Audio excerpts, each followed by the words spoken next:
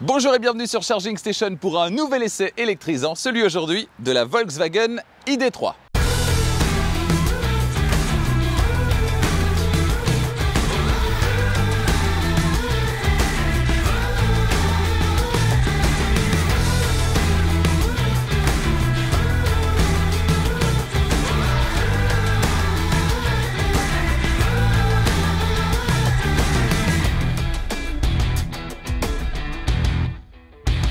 C'était il y a 4 ans, souvenez-vous, octobre 2016, au Mondial de l'Automobile à Paris, Volkswagen faisait sensation en présentant sa première vraie voiture 100% électrique et conçue comme telle, sous forme de prototype cette fois-là, et puis en version définitive en 2019. Voici donc la ID.3 ou ID.3, vous prononcez comme vous voulez. Alors cette ID.3, elle est très attendue parce que ça représente un vrai challenge pour Volkswagen. Elle est aussi importante pour Volkswagen que ne l'a été la Volkswagen Golf à sa sortie ou encore la Coccinelle quelques dizaines d'années auparavant. Alors cette ID.3, c'est un exemplaire de pré-production. Donc ça veut dire que c'est pour ça qu'elle a des plaques allemandes. Elle arrive directement de l'usine allemande. C'est pas encore la finition définitive et certainement pas avec l'équipement qu'on va retrouver en France et en Belgique. Donc voilà, c'est un exemplaire encore en phase de test et c'est l'occasion pour nous d'en prendre les commandes puisque Volkswagen m'a envoyé un petit email en disant voilà, les vraies voitures de série vont arriver dans quelques semaines, mais on peut déjà avoir ces exemplaires-là et tu peux faire découvrir cette voiture aux abonnés à la chaîne Charging Station. J'ai dit avec plaisir. Donc là, il est 10 h, on est lundi. Je peux en disposer jusqu'à 15 h cet après-midi. Autant vous dire que je vais vous la décortiquer et vous donner un maximum d'informations à propos de ce qui sera donc ce best-seller, on l'espère en tout cas, de Volkswagen, la Volkswagen ID.3. Alors cette voiture, la ID.3 de Volkswagen, elle est inédite à plus d'un titre. D'abord son système embarqué, au niveau du software avec lequel d'ailleurs Volkswagen a eu quelques déboires, quelques soucis qui sont en passe d'être réglés au niveau du développement. Au niveau de la structure de la voiture, de sa forme, le fait qu'elle soit électrique, ça apporte pas mal de choses, on va détailler ça dans un instant. Et puis également c'est la première d'une longue série qui utilise une plateforme spécifique, c'est la plateforme MEB qui sera propre à toutes les voitures électrifiées du groupe Volkswagen et dont l'ID.3 est la première utilisatrice. Alors, si on regarde la voiture, on se rend compte d'une chose, c'est que au niveau de la taille, c'est à peu près celle d'une Volkswagen Golf. Au niveau de l'encombrement, c'est une Volkswagen Golf. Par contre, on a un empattement qui est très grand, c'est-à-dire l'espace entre les roues avant et les roues arrière, 2,77 m, c'est-à-dire 13 cm de plus que dans une Golf 8. Et ça veut dire quoi? Ça veut dire que visuellement, on va avoir une voiture qui va paraître plus grande qu'une Volkswagen Golf, alors que l'encombrement est sensiblement le même à 1 ou 2 cm près. Ça veut dire aussi que les roues, elles sont rejetées aux 4 coins de la voiture. Et donc ça, c'est tout bon pour l'habitabilité. Donc ça veut dire qu'on a l'encombrement d'une Volkswagen Golf et en même temps l'habitabilité d'une Volkswagen Passat. On a un profil également qui est extrêmement élancé, qui va essayer de favoriser au maximum l'économie d'énergie, notamment à l'arrière, vous le voyez avec ce béquet qu'on va retrouver ici. Voilà, qui va prolonger la ligne de toit, qui va favoriser les économies d'énergie. Et puis à l'avant, vous le voyez, un pare-brise qui est très incliné, qui est quasiment dans le prolongement du capot de la voiture. Donc il y a presque un petit côté monospace à cette voiture qui est assez haute sur pattes et qui au final propose une ligne qui est assez équilibrée, qui est assez visuellement attrayante, agréable à regarder. On ira faire un tour à l'intérieur dans un instant. En attendant, les dimensions de la voiture, la longueur 4,26 m, la largeur 1,81 m et au niveau de la hauteur, on est sur 1,57 m. Un petit mot peut-être concernant les couleurs. Alors, cet exemplaire ici, c'est un exemplaire de pré-production, donc tout n'est pas définitif, notamment au niveau de l'équipement, etc. Mais la couleur, elle, fera partie des choix possibles. On est ici en face du turquoise Maui. On a également 2 gris disponibles, le gris lunaire et le gris manganèse, et un blanc également, le blanc glacier. Alors avant de détailler l'intérieur, je vous propose de détailler quelques petits points au niveau de la ligne et de l'extérieur, notamment sur la face avant, on a cette lèvre en noir qui vient ici prendre place à la base du pare-brise, juste près des essuie-glaces qui sont d'ailleurs antagonistes. Voilà cette lèvre d'office noire sur toutes les versions. On a donc le nouveau logo Volkswagen qui est synonyme de renouveau pour Volkswagen et notamment avec cette nouvelle série de voitures électriques, la série ID, la série ID. On va continuer. On a des jantes qui sont spécifiques ici, qui ne seront pas forcément disponibles sur tous les marchés. Rien n'est définitif, c'est donc une voiture de pré-série. Donc rien n'est définitif en la matière. Celles-là sont plutôt sympas d'ailleurs et doivent bien favoriser les économies d'énergie puisqu'elles sont relativement pleines. Si on continue, sur l'arrière, on a d'office ce stripping, donc cet autocollant avec cette structure en nid d'abeille pour amener, voilà, sans doute un petit côté original à l'arrière. Personnellement, je suis pas fan. Je trouve pas ça très élégant, mais voilà. On peut probablement le retirer si on n'a pas envie, mais voilà, je trouve pas ça très élégant. Ça fait un peu pièce rapportée comme ça. Je suis pas fan. Et alors, dites-nous d'ailleurs ce que vous en pensez dans les commentaires. Et puis alors, concernant la malle arrière également, là d'office c'est un parti pris de Volkswagen de choisir une malle qui d'office est de couleur noire, qu'on va retrouver donc sur toutes les voitures, sur toutes les ID3 de la même manière, avec ce logo, le nouveau logo, et cet identifiant ID3 donc sur la malle arrière en plein centre. Le moteur électrique qui anime cette ID3, il ne se trouve pas sur le train avant, mais bien sur le train arrière. C'est donc une propulsion, 150 kW c'est sa puissance, en chevaux c'est à peu près 204 chevaux, et un couple généreux de 310 Nm. Le 0 à 100 est abattu en 7 secondes 3, c'est exactement la même accélération que sur une Mini électrique, la Mini Cooper SE, qu'on a essayé tout récemment sur Charging Station, donc des accélérations qui sont vigoureuses. Et puis alors il y a un gros avantage à avoir le moteur électrique sur le train arrière, c'est que ça libère énormément de place au niveau du train avant et on a un diamètre de braquage qui est très court, et ça c'est bien pour la ville, 10,2 mètres, c'est-à-dire un diamètre de braquage équivalent à celui d'une Volkswagen Polo. Donc on a dans le gabarit d'une Golf un diamètre de braquage, une agilité de Volkswagen Polo avec une habitabilité intérieure de Volkswagen Passat. Que demander de plus ? Pour alimenter le moteur électrique synchrone à aimant permanent qui se trouve donc sur le train arrière, une batterie de 58 kWh. Ça c'est pour la série First, c'est-à-dire le premier lot disponible à la vente de Volkswagen ID3. Elles ont toutes cette batterie intermédiaire, 58 kWh. Il y aura deux autres batteries disponibles à l'avenir, une plus petite, 45 kWh, et une plus grosse, 77 kWh, dans les prochaines semaines et les prochains mois. Alors pour recharger cette batterie, ça se passe au niveau de l'aile arrière ici. Un connecteur de type 2, un connecteur combo CCS. Au niveau du connecteur de type 2, c'est pour la recharge sur le courant alternatif. Là, trois possibilités, soit sur une prise domestique simple, mais là c'est plus de 30 heures qu'il vous faudra pour recharger la voiture. Autant vous dire que c'est un petit peu rédhibitoire quand même, d'autant plus qu'on vous le rappelle, si vous chargez sur une prise domestique, privilégiez une prise renforcée pour protéger votre installation, donc de chez vous, de votre maison, et puis également la batterie de la voiture.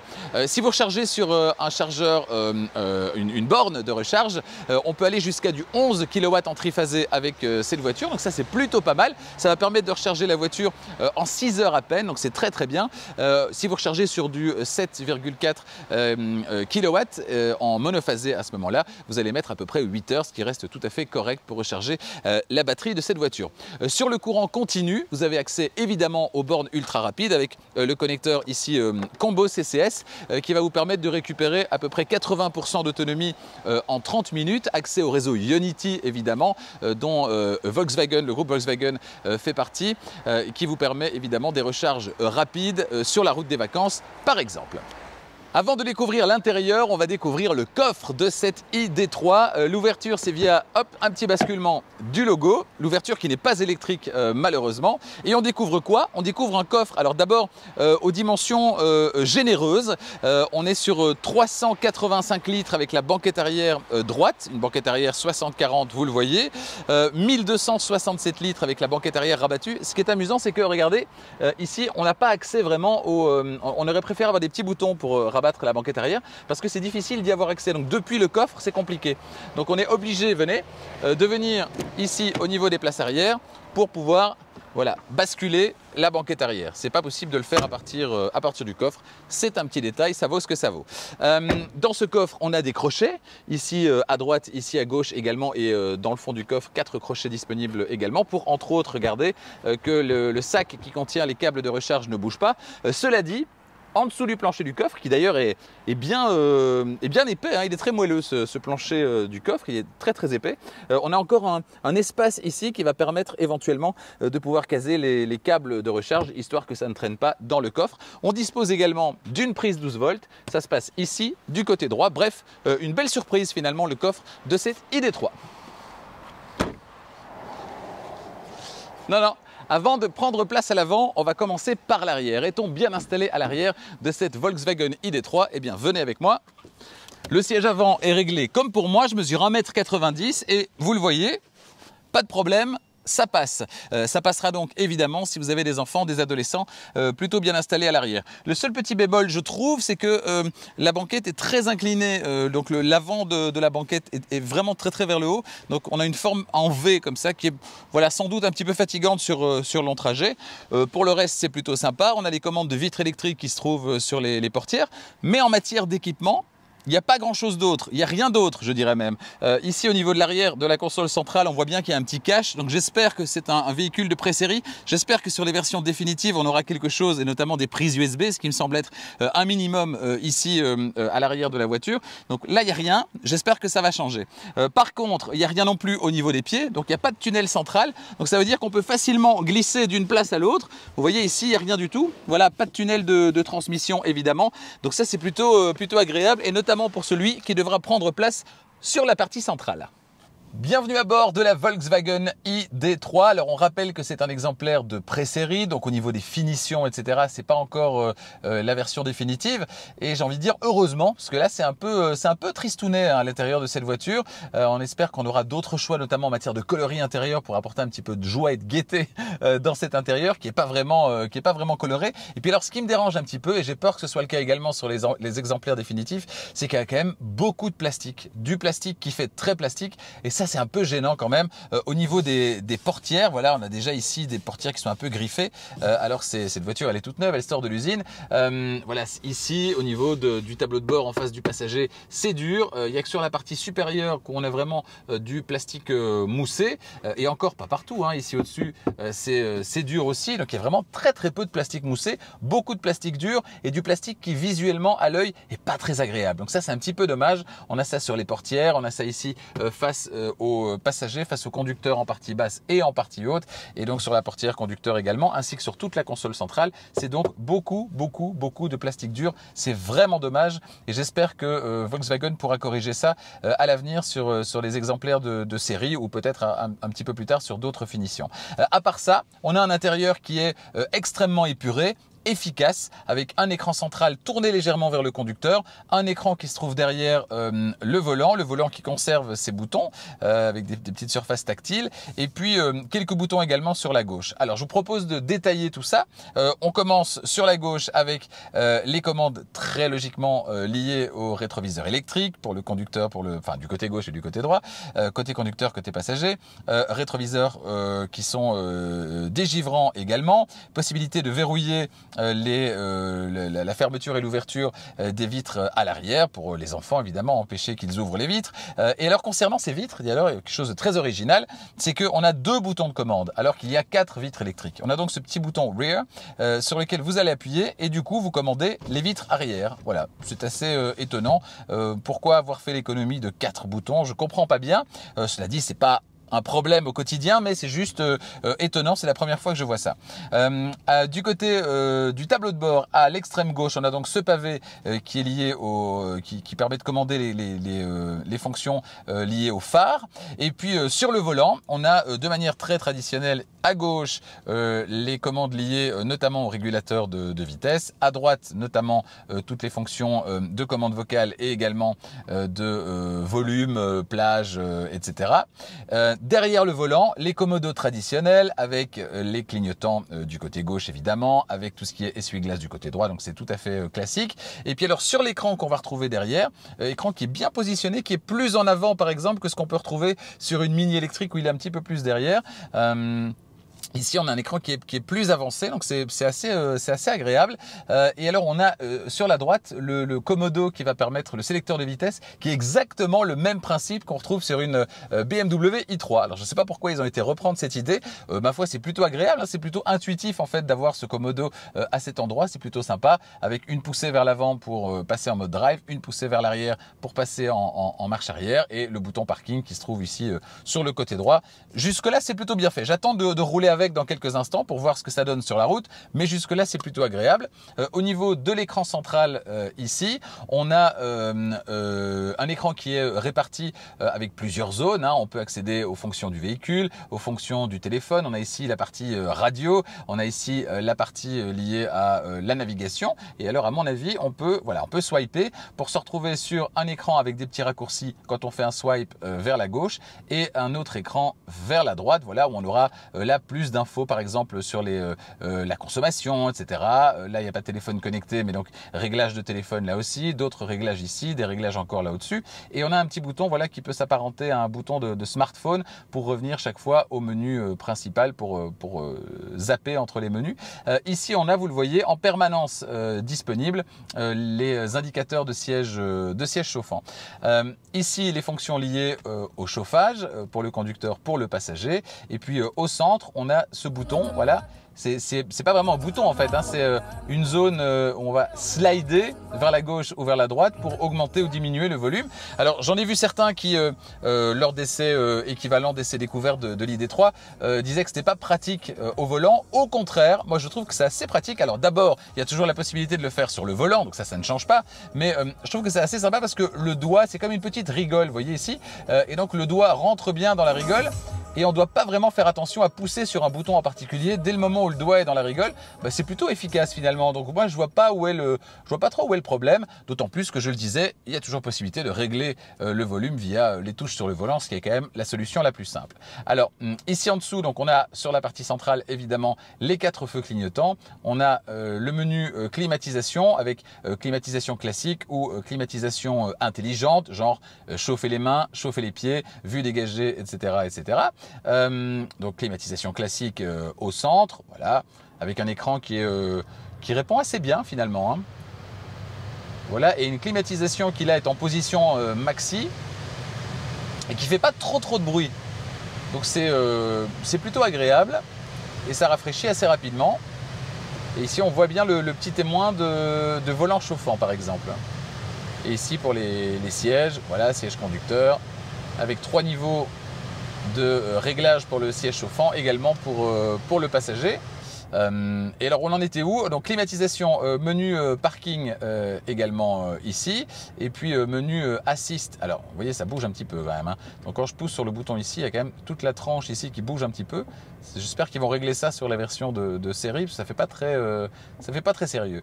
Ici donc le menu assist, donc les assistances à la conduite, et ici le menu mode qui permet de sélectionner le drive mode. Il y en a 4, c'est classique: éco, confort, sport ou individuel, pour que chacun puisse trouver son réglage optimal. Voilà, donc ça c'est pour la découverte du tableau de bord. On va se remettre sur le menu principal, voilà celui-là par exemple. Découverte du tableau de bord. Quand on descend, on a une partie centrale. Alors tout à l'heure on me disait que d'office pour la Belgique, en tout cas cette console centrale qui n'est pas d'office livrée dans l'ID3, elle serait d'office de série sur les voitures qui seront livrées en Belgique. J'ai pas l'info pour la France malheureusement. Donc dans cette console centrale, on a donc 2 emplacements porte-gobelets. On a un petit emplacement ici pour la carte de recharge, hein, par exemple la carte électrique, vous allez pouvoir la glisser là. Également ici un emplacement, on va pouvoir mettre un smartphone avec une recharge par induction. Et puis ici on a la console centrale. Alors autant à l'arrière on n'a pas vu encore, peut-être ça va venir j'espère, de prise de recharge, autant ici on en a 2, des prises USB-C dans ce grand bac qui malheureusement n'a pas de couvercle, et ça c'est un petit peu dommage. Accoudoir par contre pour le conducteur et pour le passager, ça c'est très chouette. Chacun a son accoudoir et va pouvoir le régler à sa taille. On ne doit pas se partager l'accoudoir central. Voilà donc pour l'impression globale qui est plutôt positive, mis à part ce bémol sur la qualité des plastiques. L'impression générale est plutôt positive sur la disposition de l'ensemble. Après, qu'est-ce que ça donne sur la route? On va le savoir dans un instant. Voilà, donc prêt à partir, je m'installe au volant de cette ID3. Franchement, la position de conduite est assez sympa. Il y a un réglage ici en hauteur. Moyen de trouver sa position. Le volant est agréable également, un volant avec une branche assez épaisse, avec une surpiqûre là à l'intérieur. Allez, c'est parti. Le petit commutateur en position D. Très bien. Alors, je vais essayer d'utiliser la navigation. Très bien. Rechercher. Alors, où est-ce que je veux me rendre? Par exemple, je vais aller à Wavre. Voilà. Wavre. 20 km. C'est parti. Et j'appuie sur démarrer. Veuillez vous diriger voilà. vers l'itinéraire indiqué. Mais c'est ce que je vais faire, madame. Et alors, j'ai voilà, l'itinéraire, du coup, l'indication en tout cas de la prochaine action qui s'affiche également sur l'écran derrière le volant. Bon, ben c'est parti. On démarre. La voiture est assez confortable, hein. Franchement, on est en position assez haute. Le volant est à la fois doux, mais pas trop. Alors là, je vois que je dois aller à droite. Clignotant. La réponse sous l'accélérateur est assez vive. Voiture silencieuse, évidemment, puisqu'on est en 100% électrique. Veuillez suivre N2 sur 4 km. Voilà les indications du GPS. Franchement, là, c'est confort, hein. Une sensation très agréable avec ce pare-brise qui est très incliné, donc le bas du pare-brise est très très loin, donc il y a une grande sensation d'espace et ça c'est plutôt agréable. Voilà, on passe sur un revêtement qui n'est pas génial et la voiture filtre bien les irrégularités. Jusque-là, c'est un sans faute. La direction est assez précise également, hein, tout en étant extrêmement souple. C'est très très gai. On a un poids pour cette voiture de 1800 kg, hein, ce qui est la moyenne pour une voiture de ce gabarit-là en mode 100% électrique. On va voir ce que ça donne sur la route quand on sera sur des routes un petit peu plus sinueuses. Là, forcément, pour l'instant, en ligne droite, on ne le sent pas. Et puis, il y a le couple 310 Nm, le couple de l'électrique qui, évidemment, va gommer cette sensation de lourdeur en étant disponible immédiatement et en donnant ces accélérations qui sont extrêmement généreuses. Alors, je vais tenter d'activer le régulateur de vitesse. Une fois qu'on aura redémarré, on est arrêté à un feu. J'imagine que c'est là au-dessus et 7. Voilà, j'imagine que c'est ça. On va essayer. Voilà, on démarre. Régulateur de vitesse qui, je pense, est adaptatif. Il y a pas mal d'aides à la conduite d'ailleurs disponibles sur cette voiture, notamment des assistants de trafic, etc. Donc, j'appuie là. Voilà, ACC activé. 7, 48 km/h. Je peux l'augmenter à 50. On a les touches sur le volant ont un retour haptique. Donc on a une vibration à chaque fois qu'on appuie sur les touches sensitives. C'est assez sympa. Et effectivement, le régulateur de vitesse est adaptatif puisque là, on arrive à un feu et la voiture s'arrête derrière la camionnette qui se trouve devant. Donc on va jusqu'à l'arrêt. ACC toujours opérationnel. Est-ce qu'il va le rester ou est-ce que je vais devoir le réactiver pour redémarrer? Jusque-là, il est opérationnel. Voilà, là il n'est plus opérationnel, donc je vais devoir réaccélérer moi-même pour relancer la voiture une fois que le feu va passer au vert. Ce qui est le cas maintenant. Voilà, une petite pression sur l'accélérateur et elle repart, toujours avec 50 km/h comme vitesse limite, hein, qui est la vitesse dans la zone ici puisqu'on est dans une zone urbaine. Ah voilà, donc là c'est intéressant, régulateur de vitesse activé, on est passé dans une zone limitée à 70 km/h, elle a détecté le 70 km/h et elle a adapté la vitesse du régulateur de vitesse, elle vient de me dire 70 km/h détecté, donc ça c'est pas mal. Adaptation automatique de la vitesse, donc du régulateur de vitesse en fonction des panneaux de signalisation, c'est plutôt bien. Alors au niveau des commandes au volant, on a sur le sélecteur de vitesse, on a donc le mode D qui est le mode par défaut. Et alors on a le mode B également. Je vais essayer de passer en mode B. Voilà. Alors normalement, du coup, la voiture va davantage ralentir. Ce qui est amusant, c'est qu'il y a un bandeau LED au pied du pare-brise, bandeau LED qui s'active quand la voiture parle, intervient. Ici, on a donc, chaque fois que la voiture parle, on a l'impression d'être un peu dans Kit de la série K2000. Donc la voiture qui effectivement parle et donc visuellement, on a l'impression qu'il y a une action là aussi, que la voiture est en train de parler à l'utilisateur, c'est plutôt bien. Le rappel de clignotant, le petit son du clignotant est pas dérangeant, il est assez discret. Un double son d'ailleurs, on a un son grave et un son aigu. Clic-cloc. Elle est vraiment d'une douceur qui est très très appréciable, hein. C'est très très gai, hein. et les suspensions font parfaitement leur travail, donc c'est vraiment très agréable à conduire. Les sièges sont confortables, le volant est agréable. Il n'y a pas grand chose à dire sur le comportement de la voiture, sur le confort à bord. On est en position un peu surélevée évidemment, voiture électrique donc toujours un peu plus haute par rapport à une voiture traditionnelle puisque les batteries sont sous le plancher. C'est très bien, hein. Les accélérations sont très franches. Pour avoir essayé la Mini électrique juste avant, on se retrouve un peu dans le même type d'accélération. Quelque chose qui est très vif, très joueur, très agréable, très silencieux, hein. Les bruits extérieurs sont particulièrement bien filtrés. On est dans un univers ici assez bruyant. On est au bord de l'autoroute. On va monter sur l'autoroute et on n'entend vraiment pas du tout ce qui se passe à l'extérieur. Donc on a vraiment un silence qui est très appréciable. On est vraiment dans un petit cocon. On va voir à vitesse plus élevée ce que ça donne puisqu'on monte maintenant sur l'autoroute. Une petite accélération. C'est très linéaire, très agréable. On est déjà à 120 km/h. On est en mode normal, hein, au niveau des drive modes, donc les 4 drive modes, on est en mode normal. Je sens bien là que, voilà, on est en mode B. La récupération d'énergie est effectivement plus importante quand je lève le pied. Alors on n'est pas dans une récupération aussi forte que dans une Mini électrique par exemple, hein, où là on pouvait aller jusqu'à l'arrêt complet. Mais on est dans quelque chose d'un petit peu plus appuyé qu'en mode D simplement. Voilà, virage ici avec une vitesse assez élevée, on est dans un échangeur d'autoroute et une voiture qui reste bien à plat, qui vire bien à plat, donc c'est très agréable aussi. Pour s'insérer sur l'autoroute, notamment ici, c'est très agréable. L'électricité, évidemment, le couple généreux, c'est hyper sécurisant au quotidien de pouvoir se dire que voilà, une petite pression sur l'accélérateur et puis on s'insère dans la circulation. C'est vraiment un plus pour la sécurité aussi, hein. C'est pas que agréable à conduire, c'est aussi un plus pour la sécurité. Elle est très stable, hein. Il y a pas mal de vent à l'extérieur. Et la voiture, elle bouge pas. Alors je vais réactiver le régulateur de vitesse adaptatif sur autoroute maintenant pour voir ce que ça donne. Voilà, je vais augmenter la vitesse jusqu'à la vitesse limite. On a normalement le maintien dans la voie. Voilà, ici on a un petit virage. Ouais, la voiture a quand même tendance à rebondir d'une ligne à l'autre. Elle ne reste pas vraiment au milieu de la voie de circulation spontanément. On a une sensation de grande légèreté quand même. Avec ce volant qui est doux, cette direction qui est douce, les sièges confortables et ce volume comme ça qui est quand même assez impressionnant vu d'ici, vu de la place conducteur. Et en même temps des accélérations qui sont franches, tout en douceur.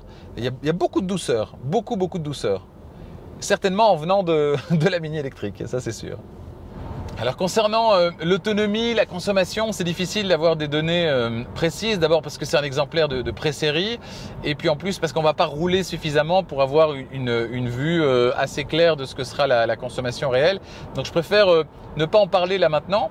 Ce que je peux vous dire, c'est que l'autonomie théorique, elle est entre 410 et 424 km pour cette batterie intermédiaire en fonction de l'équipement. Que la batterie de 77 kWh permettra de dépasser les 500 km, 550 km en norme WLTP et qu'avec la plus petite batterie de 45 kWh, là on sera aux alentours de 320-330 km d'autonomie. Donc voilà, 330, 420 et quelques à peu près et 550. Donc ça c'est les 3 niveaux de batterie théorique.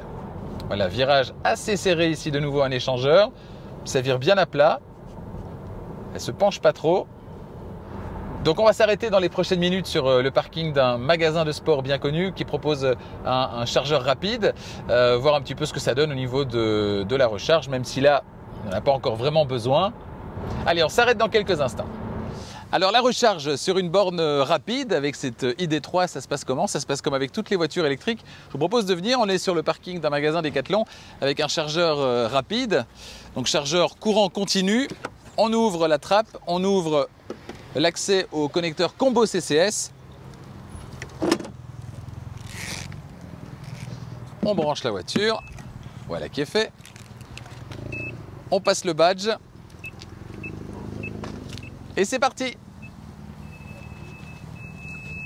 Voilà, c'est parti, on a repris le volant après avoir profité d'une petite pause. Alors 2 modes de récupération d'énergie sur cette voiture. On a le mode D qui est le mode par défaut, hein, le mode drive.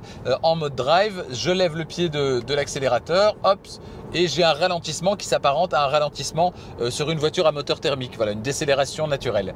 Si je passe en mode B maintenant, je lève le pied de l'accélérateur et là on a une décélération qui est un petit peu plus franche, ce qui permet de se passer de la pédale de gauche et donc de fonctionner avec une seule pédale, pour autant que les conditions de circulation le permettent. Ça veut dire que dans des conditions un petit peu plus difficiles, où on va peut-être être surpris parce que quelqu'un va s'insérer, etc., on va plus vite avoir besoin sur cette voiture d'appuyer sur le frein physique et le lever de pied de l'accélérateur ne sera pas suffisant pour ralentir la voiture, ce qui n'est pas le cas sur la Mini 100% électrique qui elle propose une décélération très très franche quand on lève le pied franchement de l'accélérateur, et donc on peut aller jusqu'à l'arrêt complet et même se sortir de mauvaises passes, notamment quelqu'un qui vient s'insérer juste en levant le pied de l'accélérateur avec cette décélération qui est très franche. Ici elle est un petit peu moins franche. Moi j'aurais bien aimé personnellement avoir, en plus du mode D et du mode B, un mode B+, par exemple, qui proposerait une récupération d'énergie plus importante et d'aller peut-être jusqu'à l'arrêt complet avec un seul pied, une seule pédale, un seul pied de toute façon, mais une seule pédale, et proposer un système comme celui qu'on retrouve dans la Mini électrique ou dans la Nissan Leaf, où on a vraiment la conduite à une pédale. Un mode B+, ça aurait été pas mal. Bon, c'est pas le cas là. Cela dit, moi, le mode du coup que je préfère de ces deux-là, c'est clairement celui qui permet une décélération plus franche au lever de pied de l'accélérateur, et donc c'est le mode B que moi j'utilise personnellement là pendant cet essai. On vient de parcourir là quelques kilomètres sur des routes un petit peu plus sinueuses, l'occasion de tester le comportement de la voiture. On sent pas du tout les 1800 kg. Hein. La voiture elle est très agile, elle est bien posée sur ses roues. On sent bien que les roues sont bien aux quatre coins, comme ça on n'a pas de sensation de tangage, de roulis, etc. La voiture est très stable, elle vire parfaitement à plat, donc c'est hyper agréable à conduire. Voilà, la position de conduite est toujours aussi sympa. On a parcouru quelques dizaines de kilomètres depuis ce matin. Là il est 13h40, on a la voiture depuis 10h. À 15h elle retourne au garage, et je dois dire que l'essai il est vraiment concluant pour ce qui est du plaisir de conduire. On a du plaisir au volant de cette voiture qui prend vraiment soin des passagers et notamment du conducteur, avec une position de conduite idéale, un siège très confortable, un bon maintien latéral, chacun a son accoudoir à l'avant, on peut donc le régler comme on le souhaite. Le volant est très agréable également, réglable bien évidemment. Non, franchement, il y a les suspensions font un travail formidable. Il n'y a pas beaucoup de bruit, elle est très silencieuse. Que demander de plus? Peut-être des matériaux de meilleure qualité. Ça c'est vraiment le seul point négatif. Pour le reste, extérieurement elle est canon, intérieurement au niveau de la conduite en tout cas c'est très très bien, et juste effectivement la qualité des matériaux qui ne suit pas. Là par exemple sur la portière on voit qu'on a frotté la portière, et donc on a un dépôt blanc, comme ça c'est vraiment pas chouette. Donc il faut vraiment régler ce problème pour faire de cette voiture une voiture qui sera à ce moment là quasi parfaite quoi. Si on règle ce problème de l'intérieur, on a une voiture qui est quasi parfaite. Au niveau du système d'infodivertissement, j'entends pas mal de critiques depuis le début, et clairement il y a eu des soucis chez Volkswagen pour développer ce système.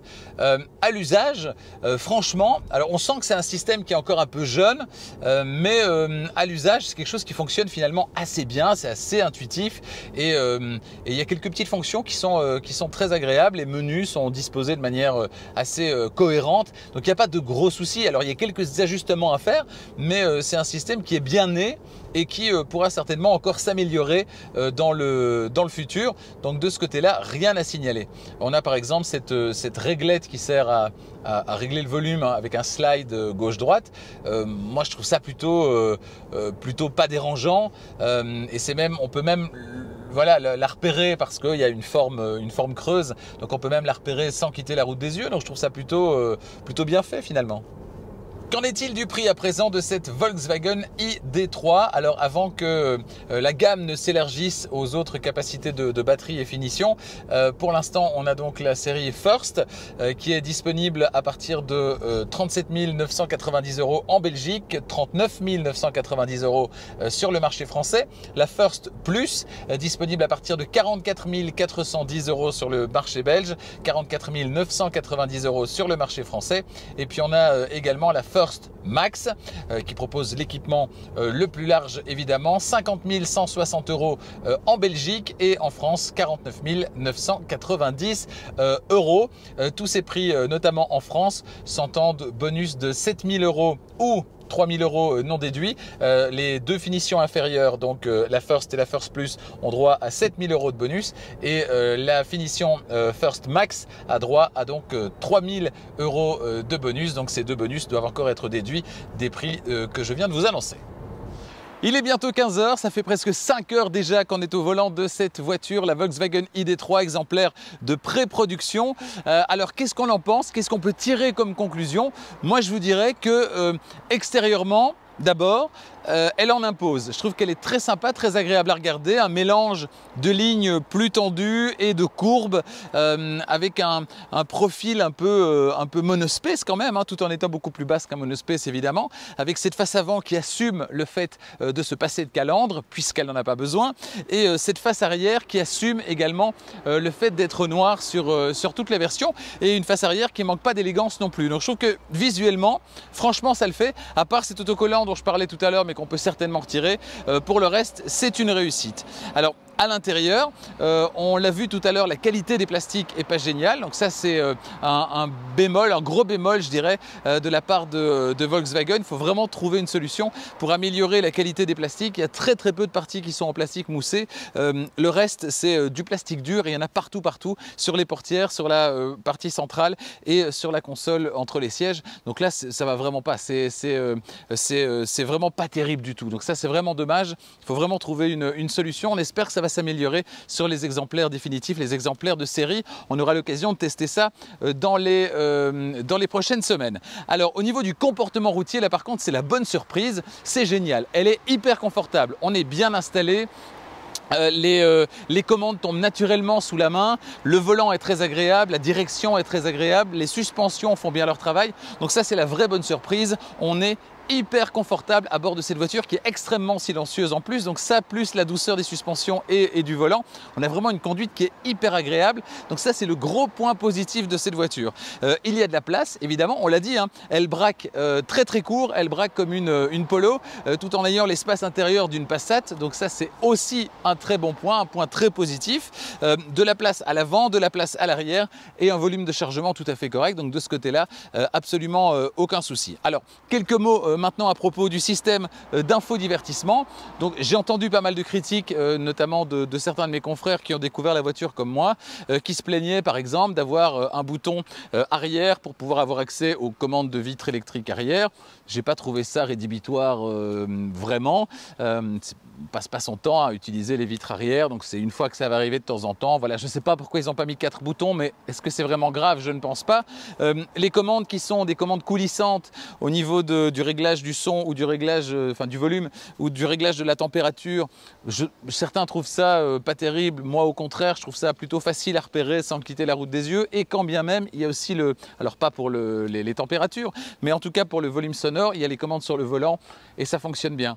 Un mot également, on n'en a pas parlé quand on était dans la voiture, un mot des commandes vocales avec l'habitude maintenant avec des assistants à la maison, avec le OK Google, etc. Bon ben là c'est bonjour ID ou hello ID, et la voiture, vous lui dites j'ai chaud, j'ai froid, et voilà, c'est un assistant moderne qu'on peut retrouver dans une voiture moderne, donc rien à signaler de ce côté-là, ça fonctionne aussi plutôt pas mal. Et au niveau du positionnement tarifaire, je trouve qu'on est plutôt compétitif par rapport à une Golf équivalente, on est plutôt compétitif à motorisation équivalente, à puissance équivalente, et certainement en France en bénéficiant du bonus gouvernemental. Donc voilà, en conclusion, une réussite avec plein de points positifs et un gros bémol. Ce gros bémol, c'est la qualité des plastiques à l'intérieur. Il faut vraiment trouver une solution parce que Volkswagen, si vous arrivez à trouver une solution à ce point négatif, la voiture, elle sera quasi parfaite et c'est ce qu'on adorerait évidemment.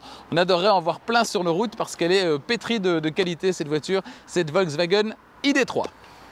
A bientôt sur Charging Station pour d'autres essais électrisants. Vous avez aimé cette vidéo, n'hésitez pas à mettre un petit pouce bleu. Et tant que vous y êtes, si vous n'êtes pas encore abonné, eh bien abonnez-vous à la chaîne et activez la cloche des notifications pour être prévenu dès qu'une vidéo électrisante est disponible. Alors à venir dans les prochains jours et les prochaines semaines, 3 voitures plug-in hybrides rechargeables, la Mercedes Classe A, le Ford Kuga et le BMW X1. Et puis 2 voitures 100% électriques très attendues et très électrisantes à mon avis. On verra ça, la Peugeot E208 et puis également une voiture qui nous vient du Japon, très originale, ça c'est le moins qu'on puisse dire, et surtout à l'intérieur, à l'extérieur aussi d'ailleurs, c'est la Honda i qui était mon coup de cœur au dernier salon de Bruxelles. À bientôt.